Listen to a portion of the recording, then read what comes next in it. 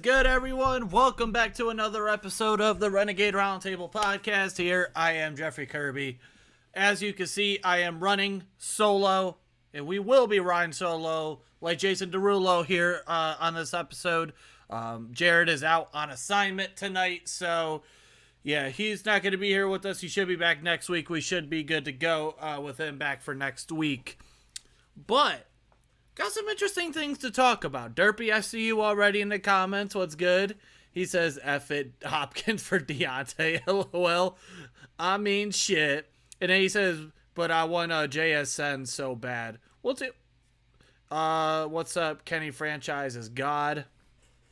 Yeah, I mean, listen, you know, for those that don't know, I mean, obviously, I'm a huge Ohio State fan. I love JSN.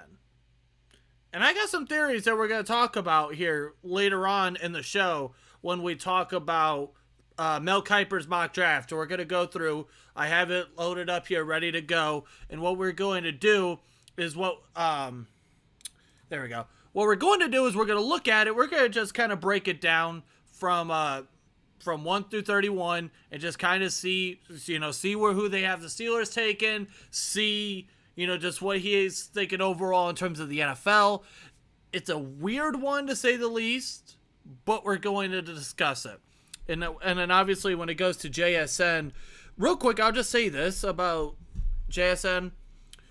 He's kind of right now, it seems like he's in a little bit of a downwards hill kind of deal, because he has we all know he has the talent. From what we've seen, he has the talent to be a great receiver, but it's just a matter of how teams are feeling about him. And I mean, don't get me wrong, I love me some JSN, but it's going to be very interesting to see just what happens with this wide receiver class as a whole.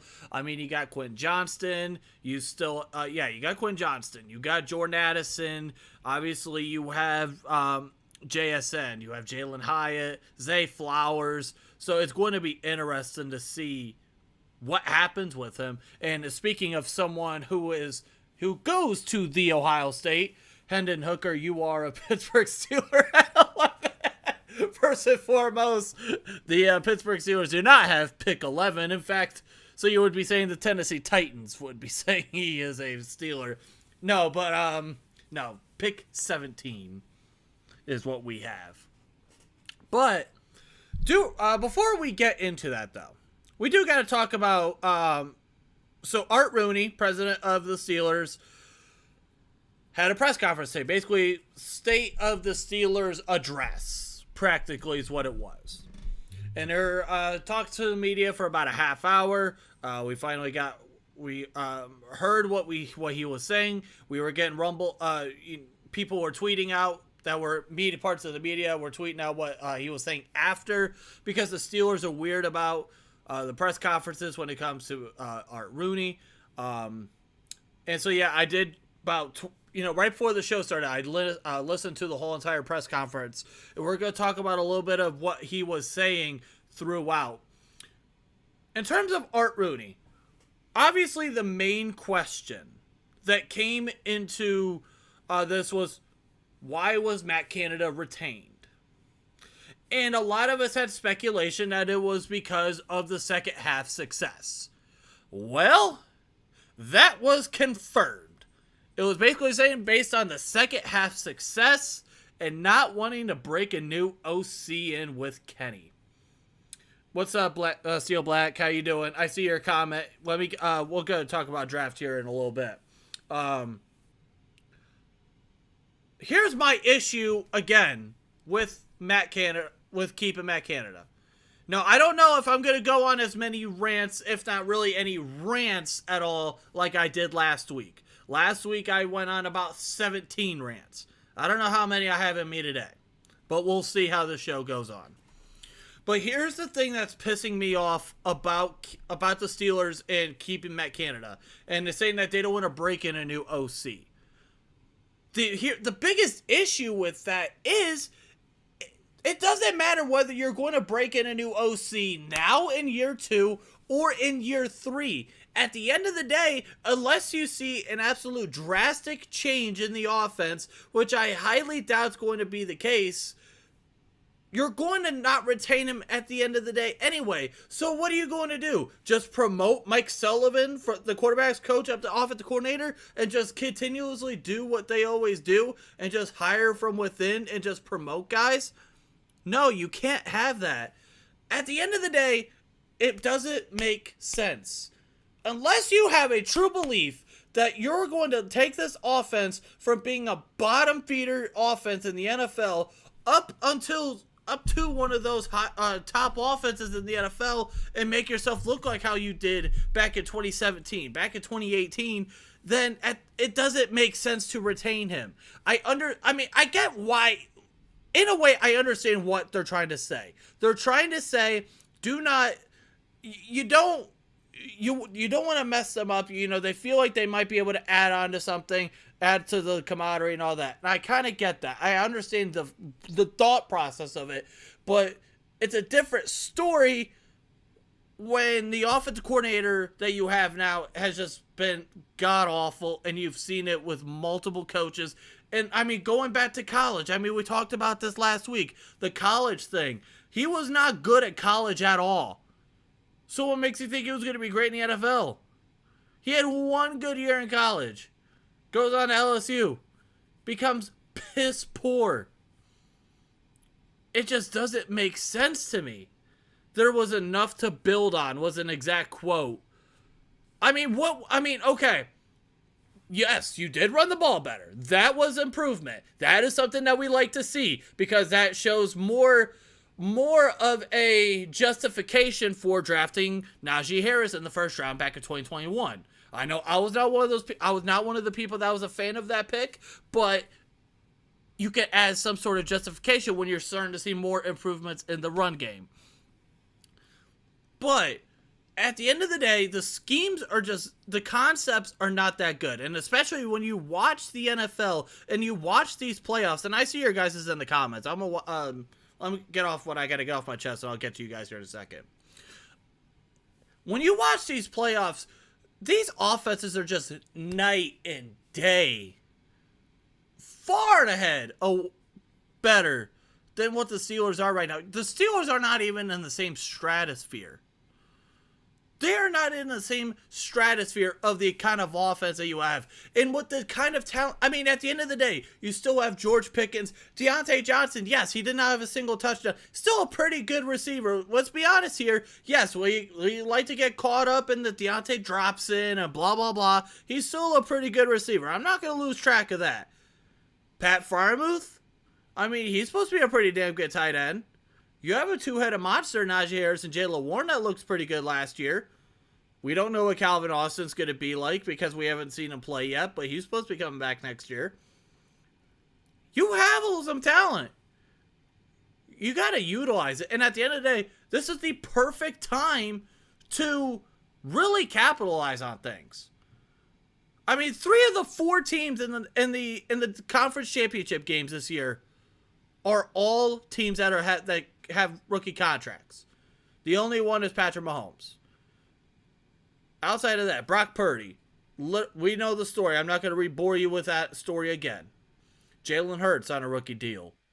Joe Burrow on a rookie deal. You should take the time. You need to take advantage. And that's one thing for all those that know. I hate Cincinnati. That should be very well documented by now. And I remember going back to this. I was on record saying this, and I'm still going to say it now. I liked what they did going into the offseason. They were aggressive, and they attacked the big need in the offensive line. They realized that the offensive line was not good, and they revamped the offensive line and improved it. That was something that they needed to do, and that's something that we need to see the Steelers do when you have this window. This is a window where you can win, where you can build around a quarterback who is on a rookie deal, where you're not going to have a $55 million cap hit or a $50 million or a large cap hit. Right now is the chance to do it. All right, back to the comments here, because I see you guys got a lot of comments. Hunter says, can I ask you a general NFL question? But if we trade Hopkins for Deontay, then I would say 17, the Georgia left tackle, and then KC 32, Jack Campbell, Iowa Clark Phillips third from Iowa. I mean, listen, there's almost not a chance. It's going to be very hard for me to convince me to want to go wide receiver at 17.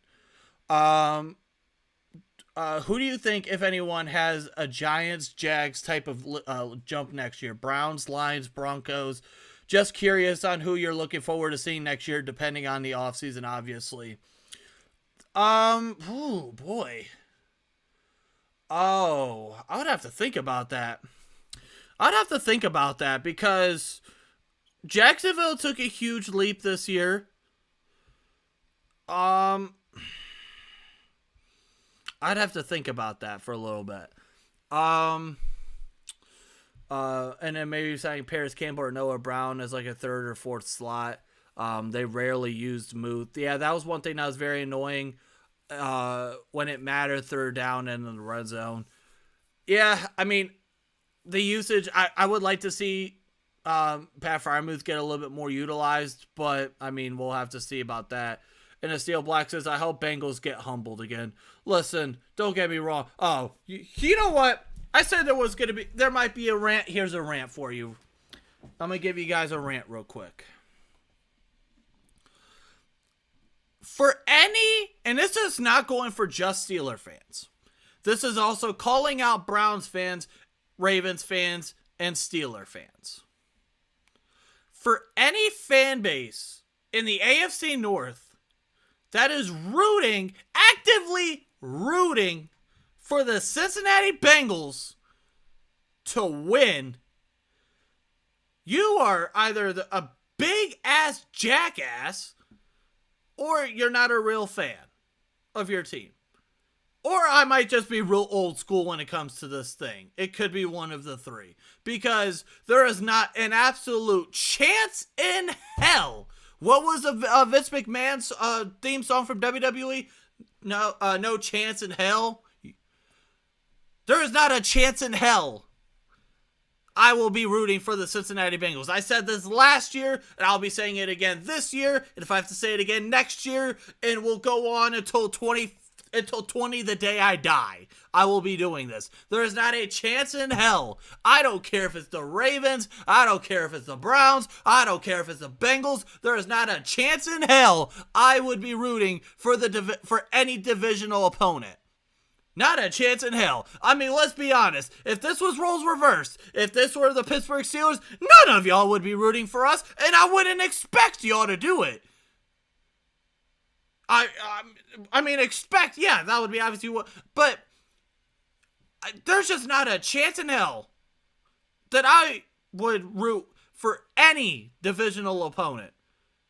Not a chance in hell.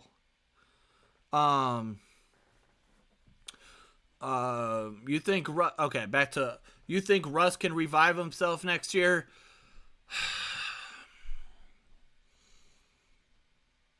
I mean, obviously, I think he has a chance. I mean, he is still a great quarterback, but it's just, now granted, I don't know. I mean,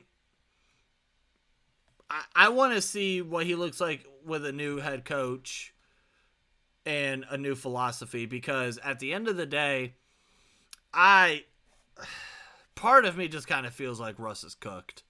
Part of me wants to say that Russ is cooked, but I don't know.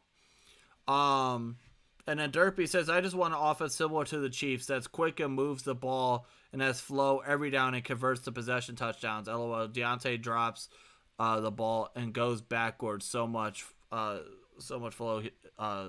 is poop.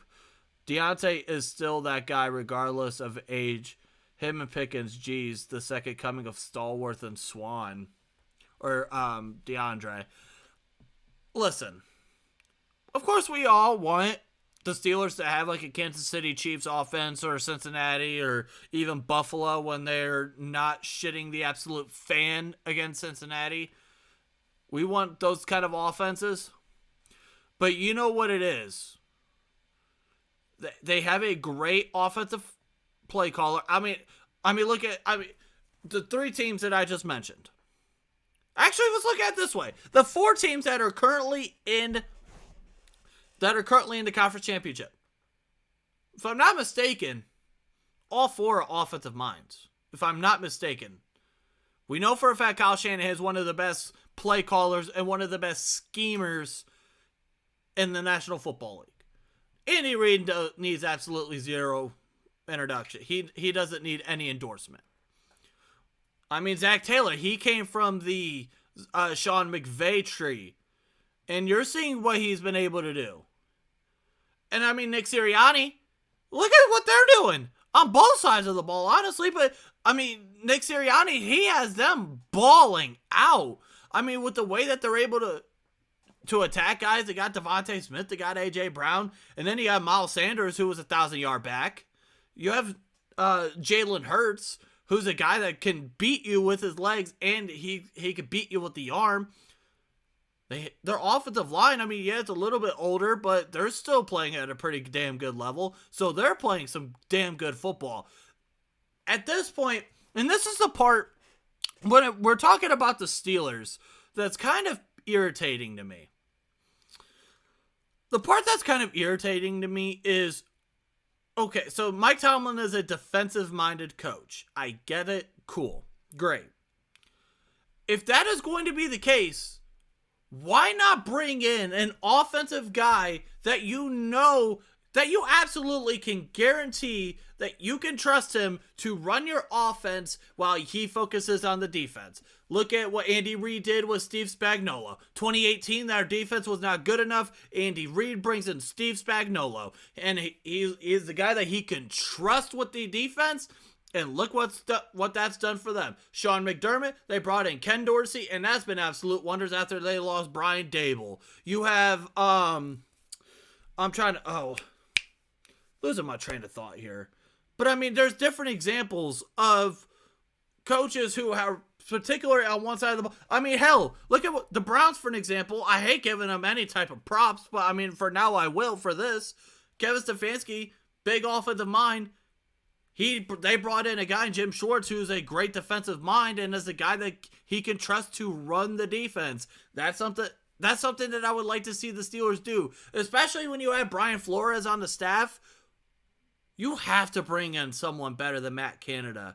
I'm sorry. There is not the more that I think about it and the more that I try to not get pissed off about it, the more it pisses me off. Because you have so much freaking potential if you bring in the right guy. But no, they're so hell-bent on just mediocrity. They're just so hell-bent on just doing the way that they want to do. Their business model, the way that they do things, it has to be the Steeler freaking way. And it's annoying because at the end of the day, what has that gotten you?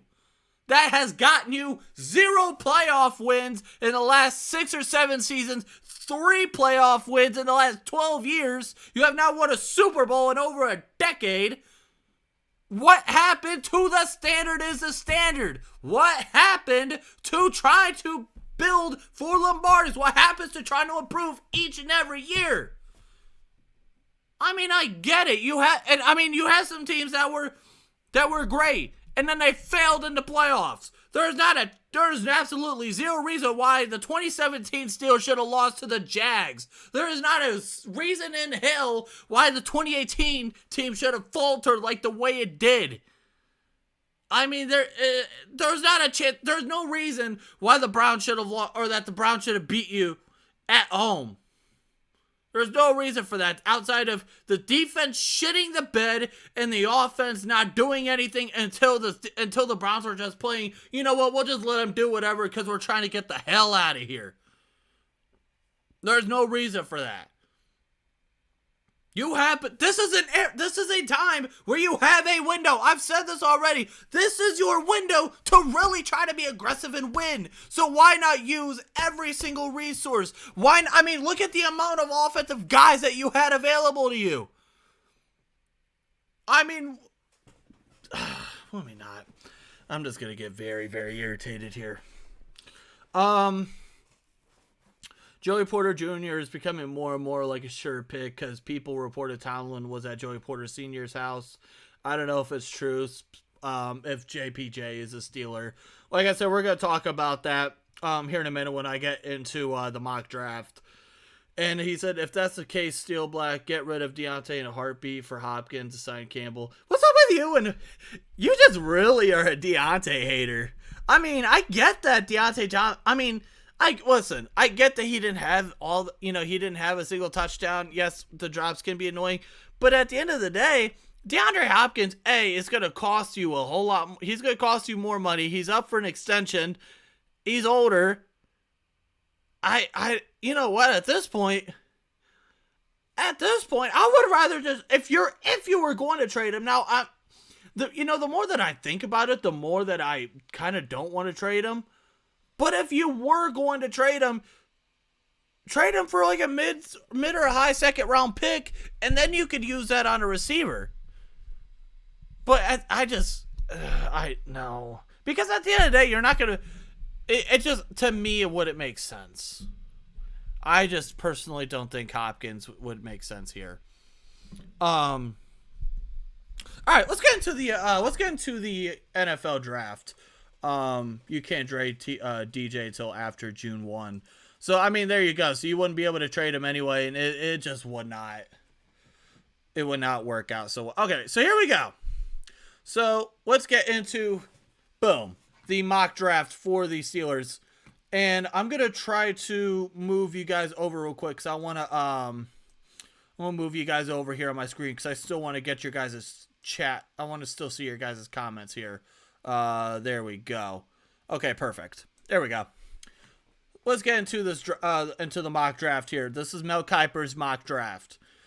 So number 1, the Chicago Bears. Now, obviously, in this case, he does not have a trade going on for a quarterback. He has him taking Jalen Carter, defensive tackle from Georgia.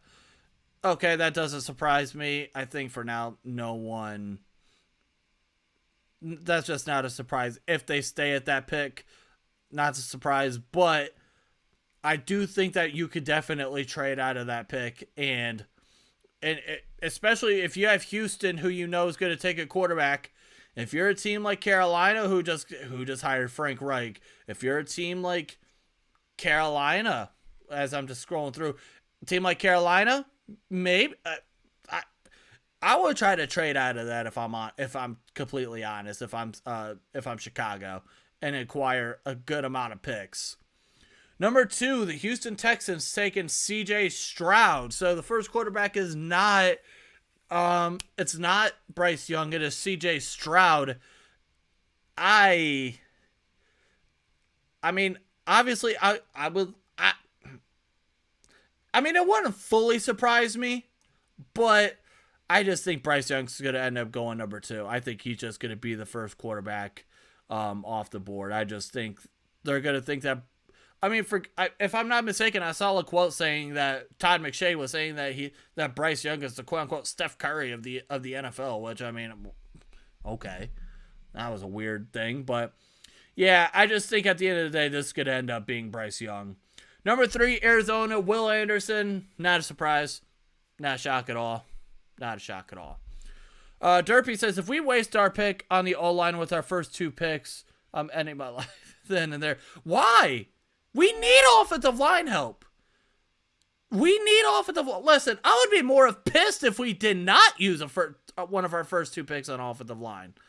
I guess that's where you and me will be different, but if one of the 3 tackles are available at 17, you better pick one of them. That's just my personal opinion. But yeah, at the end of the day, I am not surprised at all when it comes to Arizona taking Will Anderson here. I'm trying to move something out of my laptop. There we go. Perfect. All right, number 4, the Indianapolis Colts taking Bryce Young. So right now, again, I like the idea of taking the quarterback here. I just think it'll be flipped. I think this will end up being C.J. Stroud, and and number 2, Houston, would be Bryce Young. But I mean, at the end of the day, both would be good picks.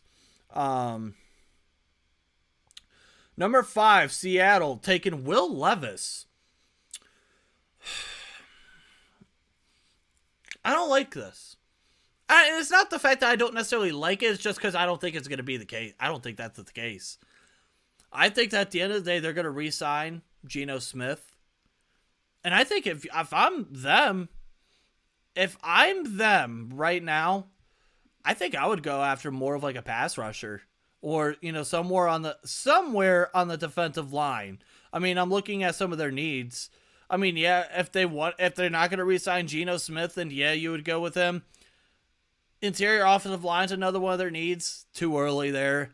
If you want to go after an edge guy, maybe a guy like Tyree Wilson, maybe a guy like Brian Breesy, maybe one of those guys. But yeah, I just personally don't see Seattle taking a quarterback here unless they just don't get something done with Geno Smith. Because I think they will try to re-sign Geno. Number 6, the Detroit Lions selecting Tyree Wilson. Now, this is something that I could definitely see them doing. They need help on the defensive side of the ball. They were not good on the defensive side of the ball. Pair up someone opposite of Aiden Hutchinson. Now, maybe you could see them going cornerback if they want to. They could also go linebacker, but linebacker right now would be way too early. I just don't see. I do like this idea, though, actually, for Detroit going after a pass rusher, trying to help out the defense that was just not good for the Lions. Derpy says, we are young and the line all under 30. Give them a chance that plays better than wasting a pick like that.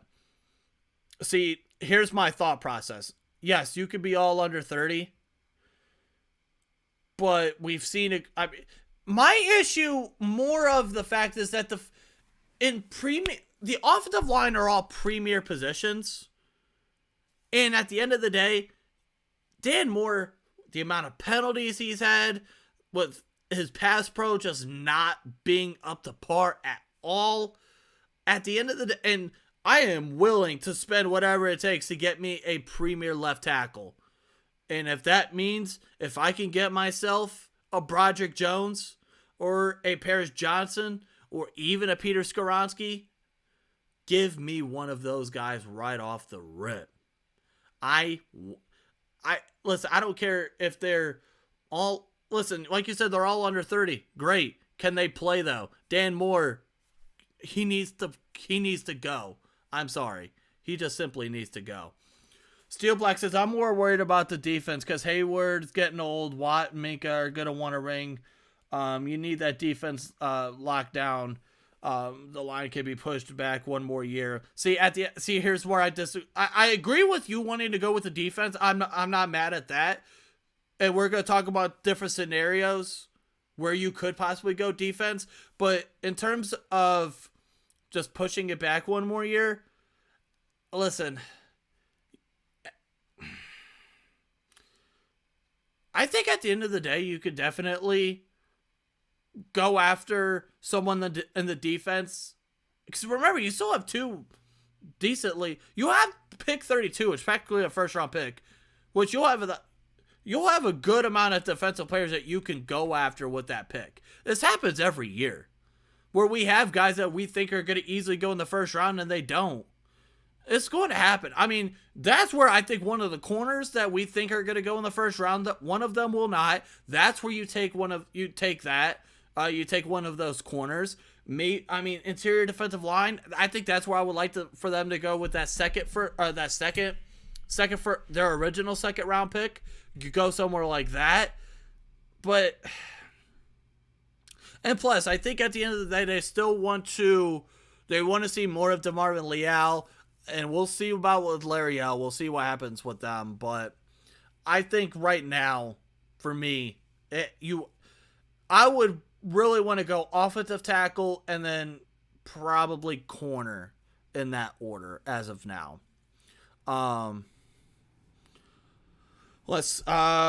Number 7, the Raiders. Okay, so the first offensive tackle is off the board, Peter Skoronski. Okay, so this is something that we would be wanting to watch out for with the Raiders. This is going to be a quote-unquote pressure point for a quarterback. I'm going to be very curious to see what they do with the quarterback position because, they do need offensive line help, absolutely. Are they going to give Jarrett Stidham a shot? Maybe. Do they go after Tom Brady? Who knows? But they do need they need some offensive line help. And so, yeah. I'm not too mad, and I wouldn't be surprised about this pick. I kind of like this pick up for them. Number 8, Atlanta taking Miles Murphy from Clemson. This is something that I could definitely see them doing. They want to help booster their offensive line, but I could also see them going with someone maybe like Brian Breesy, because I don't think he was off the board yet. So Brian Breesy, who's an interior defensive line, I think that would be more of a fit for them. But going defensive line for Atlanta, I like the idea for that. And this is where it's going to be interesting here. Is Carolina at number 9. And the name that they mention is Anthony Richardson. The reason why I think this is interesting, and I see your guys' comments, I'll get to that here in a second. Anthony Richardson is very interesting. He's been a 1-year starter. He was 6-7 in his career. He has, obviously, the completion percentage is an issue. He tends to throw high. But the dual threat potential is there, and I think teams are just going to fall for that. I think they're going to feel like there's a chance that he can, they'll feel like Frank Reich especially will feel like he can improve the fundamentals and help Anthony Richardson out a lot with Anthony Richardson. I mean, he's going to be very interesting to see what happens. Derpy says, I want defensive tackle, or I want DC at corner at 17, but if JSN or Addison or one of them are there, you go get one no matter what. See, obviously, you guys were here last week. You know how I feel. There's not a chance in hell I'm touching wide receiver at 17. I'm sorry. I know you guys that you hate Derpy. I know you hate Deontay, and that fits for there, but you have such bigger needs. I mean, you're talking. I mean, the defense. You could definitely use some help at the defense. Offensive tackle. Obviously, we're just gonna disagree with this, and that's fine. And that's fine. We're going to disagree. I want an offensive tackle. You guys don't. Great. That's fine. But at the end of the day, I want to use premium picks on premium positions. And right now, an offensive tackle is a premium position, something that you have not fully invested a lot in over the last few years. I mean, you haven't drafted an offensive lineman in the first round in over a decade. 2012 was the last time with David DeCastro. How did that work out for you? Pretty damn good. So, we'll see. But right now, I am stuck on offensive line. And we'll definitely see once the Senior Bowl hits. Once the Combine hits, once the Pro Days hit, we'll definitely see a lot more on whether, the interest, who's there, who's not, and blah, blah, blah. And we'll see. Go from there. But no, there's not a chance in hell I'm touching a receiver at 17. Not a chance in hell. All right, number 10. This was the first one where I sat here and I'm like, what in the hell is going on? And it was Philadelphia taking Kalijah Kancey at number 10, defensive tackle. Now, I like the position fit. I don't mind the position. But, I mean, he mentions how he, shot up his board. But I just don't, don't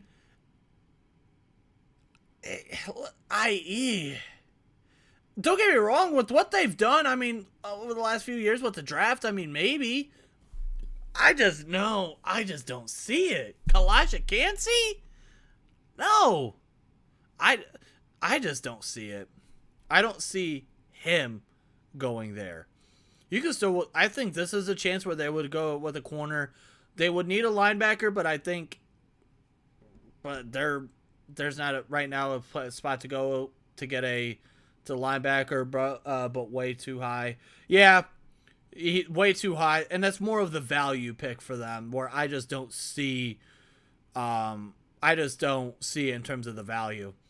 Number 11, the Tennessee Titans taking Paris Johnson. So obviously for me, I'd be very pissed because right now Paris Johnson is my offensive tackle 1. But I understand exactly what they're doing because they're going to let go of Taylor Lewan. He's getting a little bit older. They're going to let go of him, obviously with contract issue, or with his contracts as well. So I do like the fit for that. I do like the idea of that, replacing their left tackle to protect whoever they're. Ryan Tannehill, Malik Willis, whoever the hell their quarterback is going to be. And that's another thing that people have talked about is people throwing around the idea of possibly bringing in Taylor Lewan. Taylor Lewan is one of my favorite players in the whole entire league. If he can stay healthy, yes. But I don't know if he can stay healthy. That I don't know. What if we traded Warren to the Eagles for the 10th pick? I think, of course, Ohio State lover. Listen, there's been a whole bunch of times where there's been times where I thought Michigan players were better than Ohio State players. When it comes to the NFL draft, once they commit, I don't give a damn where they go in terms of whether I like them or not. A lot of people are high on Skoronski. I'm personally not high on Skoronski just because I think he's good at tackle. I think he's going to be more fit for a guard. Broderick Jones, I love. I like him a lot too. He's starting to grow on me a little bit more and more. And who knows, there might be at a point in time where Broderick Jones ends up becoming my offensive tackle one. We'll see. But yeah, no. Watching Paris Johnson's tape, he's going to be good. He's going to be good. Number 12, the Houston Texans. This was the Deshaun Watson draft pick. They take Lucas Van Ness, defensive line from Iowa. This is interesting. Because they have a lot of holes. See, they get themselves a quarterback. Do they go after this is where I think a wide receiver would come in. Maybe a Quentin Johnston would come into play. Do they go with an offensive tackle? Do they go, edge is a need. So I do understand that. So it's just a matter of do they want to just go one offense, one defense, try to help out on both sides of the ball. So I understand this. I think the only thing that I would switch up on is if they were going to go offense, they would just end up going with a Quentin Johnston.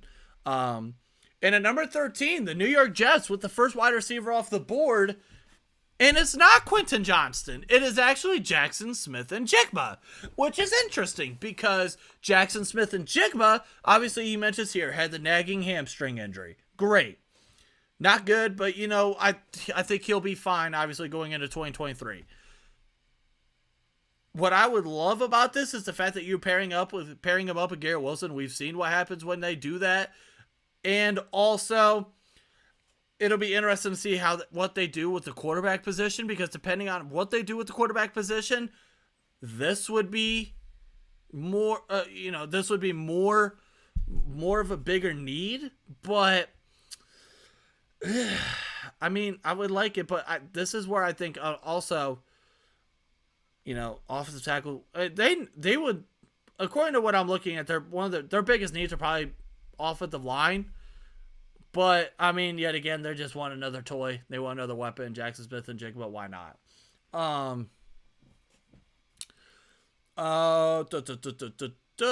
Number 14, the New England Patriots. This was one that was interesting.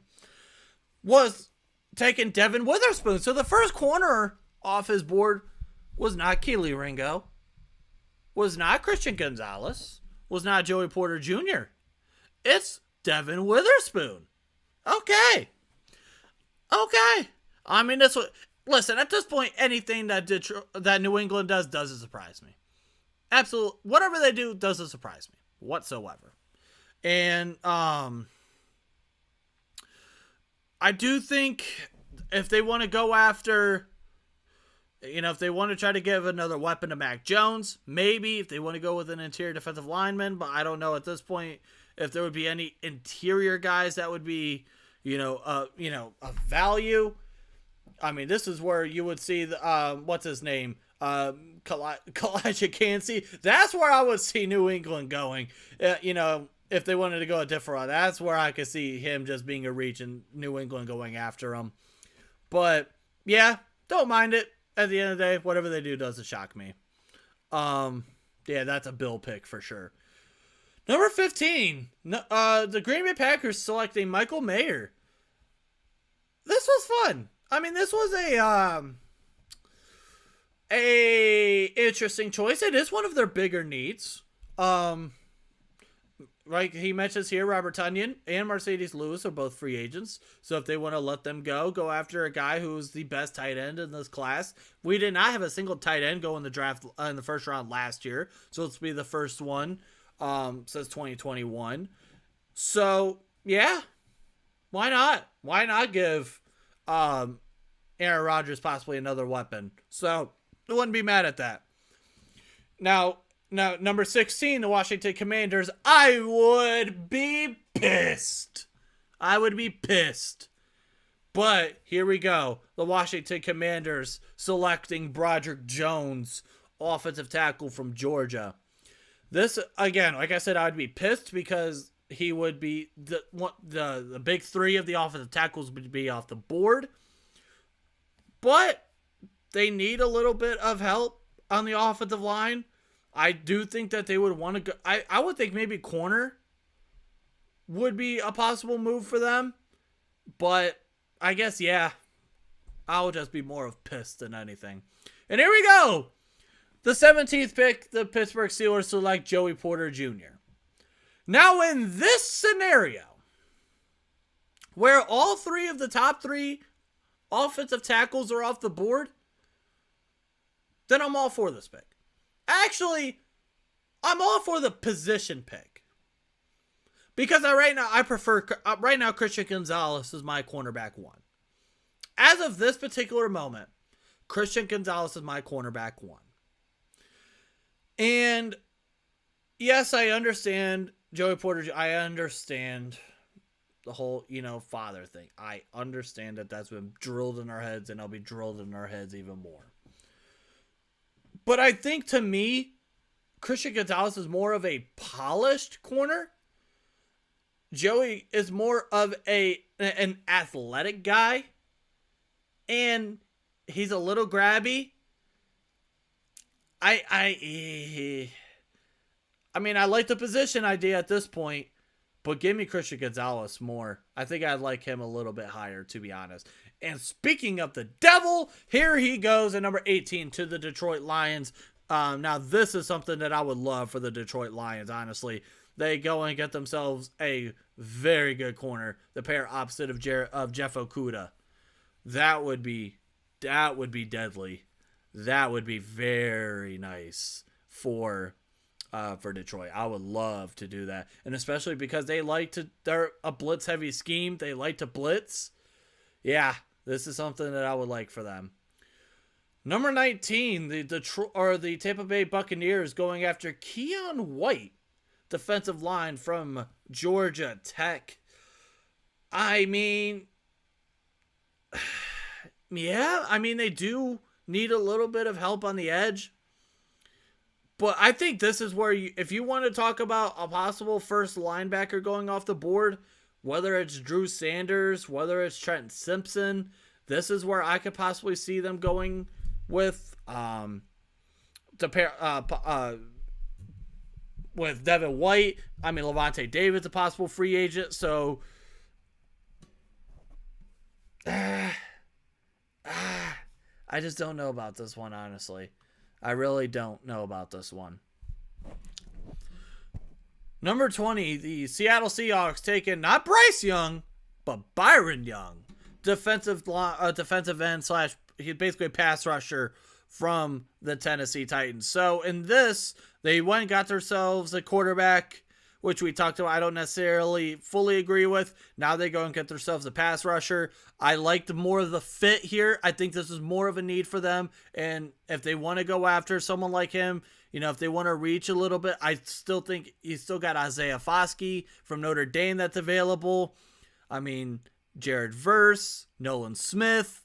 You still have those guys that are possibly available. But I do like the idea of going after a pass rusher here.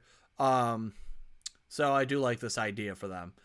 Number 21, the Los Angeles Chargers taking Tupila, whatever. I can't pronounce his last name, so I do apologize. Yes, I am very okay with this pick for them. They need help on the defensive side of the ball yet again. And so what do? You go after the defensive side of the ball yet again. I like this idea. Got no more to say about that. Number 22. Oh, God, I would hate this. Oh, my God, I would hate this. Baltimore selecting Quentin Johnston, wide receiver from TCU. Oh, God, I would hate this so much. I would hate this. I mean, they need a true number one. They need a true number one.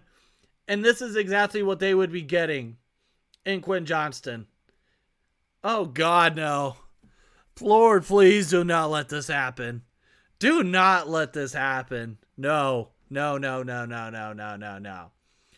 Number 23, the Minnesota Vikings select Emmanuel Forbes, corner from Mississippi State. Okay. Trying to think.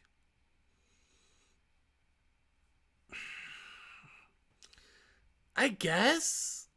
I mean, I don't know about him though. I mean, you've only had, what, 3 corners off the board in this case. You still have Kelee Ringo, still have Antonio Johnson, still have Cam Smith, you still have Brian Branch on the board. I just don't know about him personally. I think I would have some guys that would be ahead of him. And even then, this is where I think possibly an Osiris Torrance from Florida would come in, the interior offensive lineman. I think this is where possibly he would come into play. I just don't know about this particular one. I don't know. Yeah, I'm not digging this particular pick. Number 4, the Jacksonville Jaguars selected Deonte Banks, corner from from Maryland. Again, similar situation where a wide receiver. They could go after a wide receiver here. They want to get another weapon to Trevor Lawrence. I want Noah Sewell at 32. Yes. I would be okay with Noah Sewell at 32. I would be okay with that. Only because in this particular situation, if we're talking about this mock draft with the way that it's gone with Joey Porter Jr., unless you feel like there's an offensive tackle, someone maybe like Jalen Duncan from Maryland,